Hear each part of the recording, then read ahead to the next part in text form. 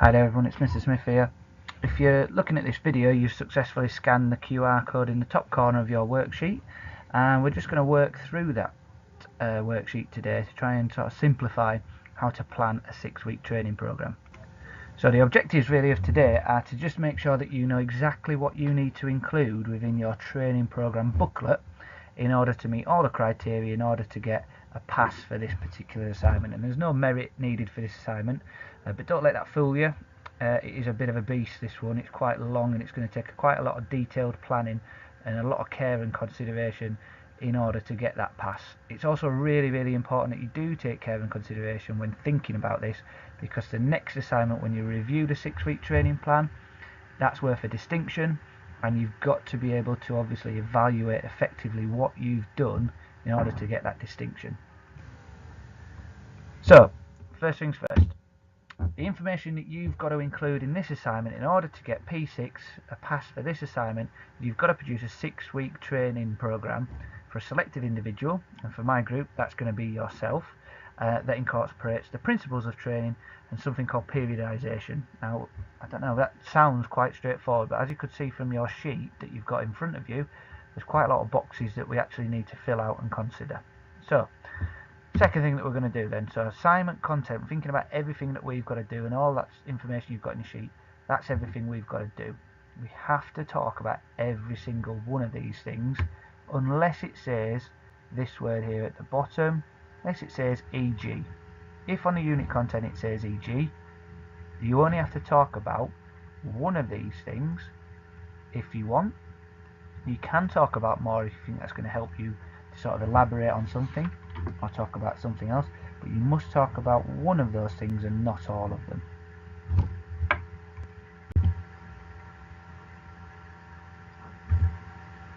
So first thing I want you to do, I want you to think about your background information. So what I'd like you to do is pause the video, okay, and then when you've paused it, I want you to look at this background information box, and I want you to fill out in as much detail as you possibly can all the information about that. And that's almost like a really mini simple PARQ. You may feel like you've got more information that you feel is really important that you want to include in there. Obviously feel free to do that, it's your assignment, you can put as much into it as you want to, so put in as much detail as you possibly can in there. If you've not got enough room, just get another sheet of paper out and add some notes to that. So pause this video now please, do that info, and then press play when you've done. Okay, so the next thing that I want you to do on our plan is, once you've done the background information, I want us to have a little think about these keywords that is in the actual unit of work or unit content in this box there. So we're going to look at the principles of training and something called periodization, and then same thing again. I'd like to write like a little bit of a definition underneath each box of principle of training in here, periodization in there. Once you've written it in, press pause, and then I'm going to talk through what my definition of it is. So pause your video now please. Okay, welcome back. So principles of training is something that you're going to have to consider when creating a training program and what you're going to do. And in a second we're going to look at what specific words we need for principles of training. But you should have something there, maybe about the acronym iSport, that might ring a bell, or just something that you've got to consider when making an effective training program. And periodization is something to do with how you're going to break up your actual training program. And we're going to look at something called a macro, a meso, and a micro cycle. So if you've got any of that and you've never seen that periodization word before, we're really impressed, because that's obviously going to be a new term to quite a lot of you. Don't worry if you've not got anything in there just yet, we will look at that in future. Okay, so principles of training, like I said, the acronym iSport, okay, that's what it stands for: individual needs, specificity, progressive overload. And we're able to progressive overload in 4 different ways, using the FIT principle, which is down here, okay, and then we can also apply principles of training through reversibility and variation. So again, what I'd like you to do is think about how you can apply all those principles of training and an example of how you might apply that.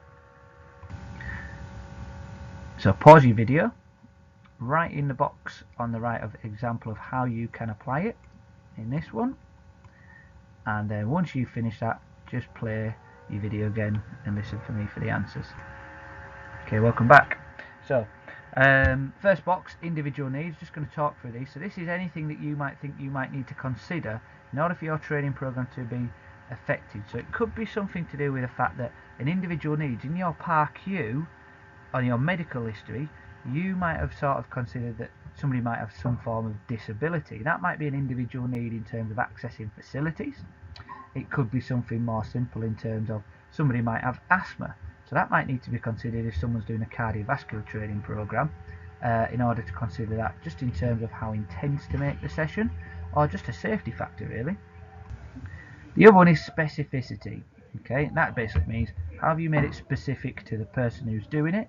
So it could be, again, you might decide that you want your training program to be sort of tailored on developing your component of fitness such as strength or power, and that might be specific to that person because they might be, for example, a rugby player or a basketball player or some sort of contact sport that really sort of requires strength and power. So that training program will then be specific to that individual. Obviously then, a gymnast, for example, might not work on things such as cardiovascular endurance as much as a rugby player because their routines tend to be a lot shorter, and do need more power and strength. Okay, now this is a really important one, progressive overload. How do we include progressive overload in our training program? Alright, so you need to think about the FIT principle. So the F stands for frequency, how many times you're doing it. Okay, so an example of that could be that, for example, in your first week of your training program, when you're probably at your least fittest throughout the training program, you might do 2 exercise sessions a week. However, to progressively overload it, by week 3 you might be going on to doing 3 exercise sessions a week, and then right at the end in week 6 you might actually be doing 4 exercise sessions a week because you're obviously getting a little bit fitter, and can handle more training sessions without being injured. The I stands for intensity. So how are we going to sort of measure the intensity of our training program? How are we going to increase that intensity? So remember the last assignment that you did in this unit, we looked at ways of measuring intensity, and a really good way was, for example, was measuring training thresholds. We know that measuring or improving someone's cardiovascular endurance, they need their heart rate to be in 60 to 80% of their maximum heart rate. So again, with progressive overload, you could be looking at working your heart rate at 60% of its maximum heart rate in week 1. Then in sort of week 3, you might be looking at around 65% or 70% of your maximum heart rate. But then by week 6, you're right at the top end of that training threshold at 75% to maybe even 80% if you're doing really, really well in that training program. First T stands for time. Okay, so how long are you going to actually train for in your training session?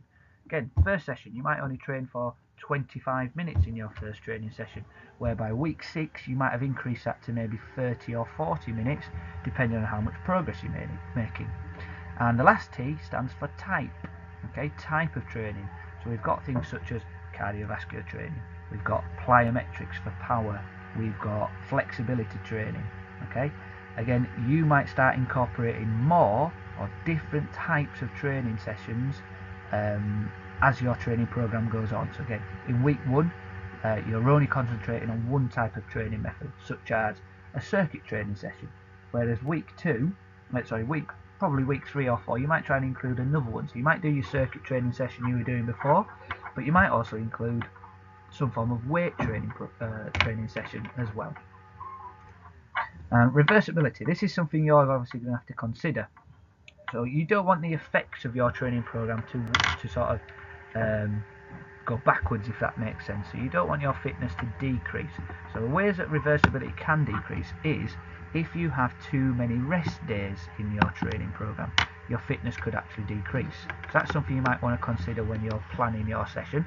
You might also want to consider about if you pick up an injury.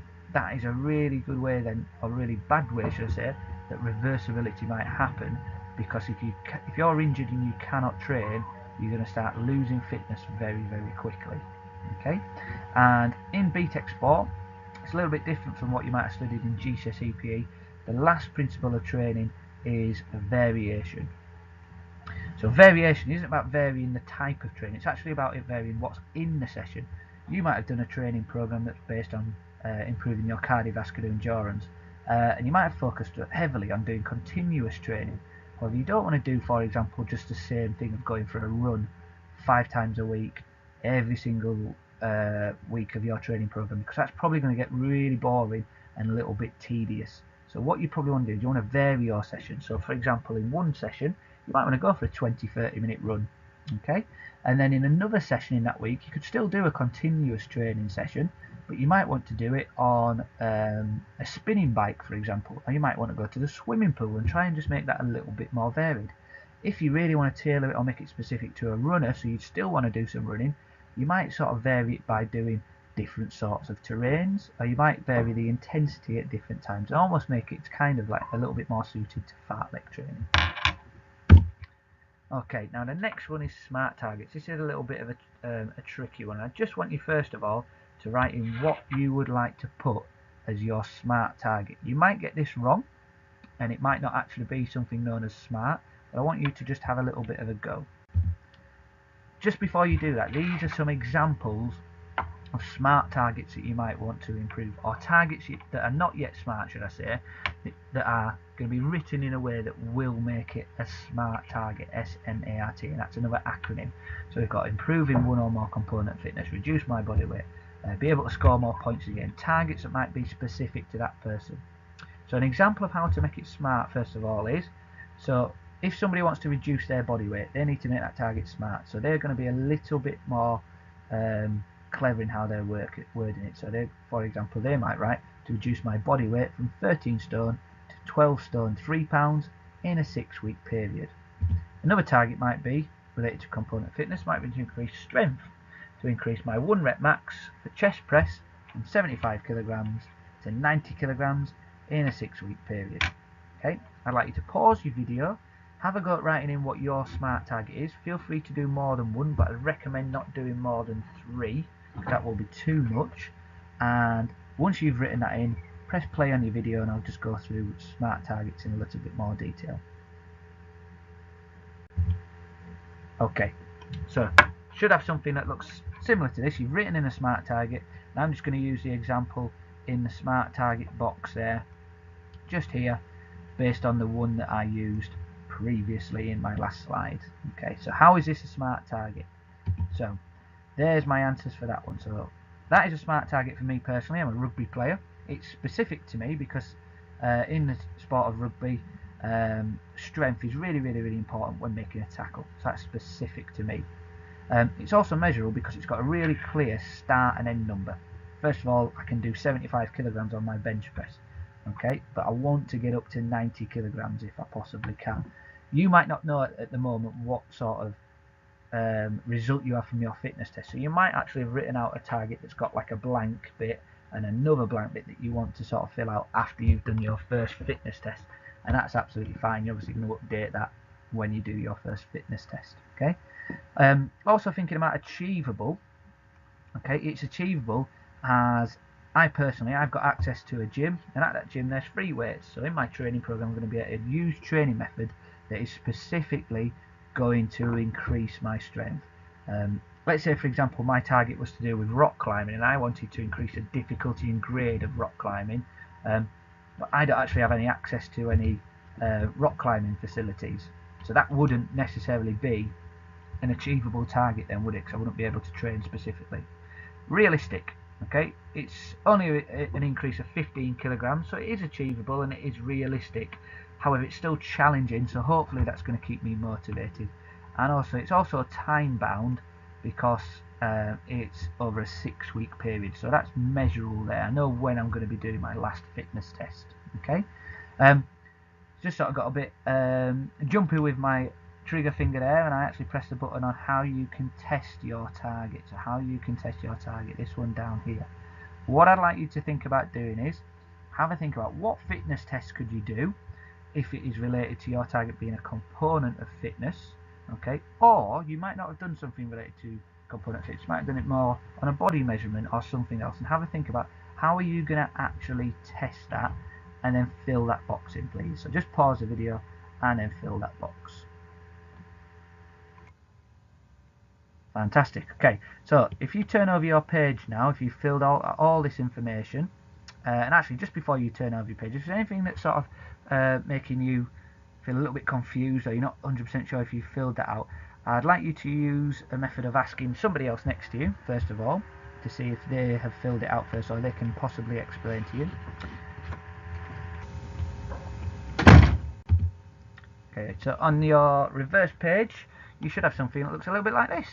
Okay, and again, we're going to work through different sorts of things with that. So first thing we're going to think about is goals, and it's quite similar to SMART targets, but we need to think about this in terms of short-term goals, medium-term goals, and long-term goals. And one of the benefits of goals that you might want to actually write down here at the bottom in this nice little gap, one of the benefits of you setting your own goals, and this has been scientifically proven to help you, is that if you set your own goals, it can be really motivational, and it can also provide focus for you when you're doing your training program, because 6 weeks is quite a long time to really be hitting the training sessions hard, and you want anything that's going to give you focus or give you motivation to keep working when the going gets tough, really.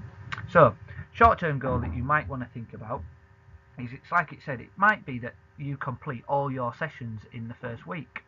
It might be that your short-term goal is to create a really effective training program for you in your particular sport. Okay, so that can be something that's almost instant within a week's time. Okay, medium-term goals, you might set yourself like a bit of a target to test yourself somewhere at week 3 possibly of your training program, and you might have a medium-term goal that you've set yourself. Okay, really good thing about medium-term goals is if you've reached it, you might be really motivated. You want to carry on working even more.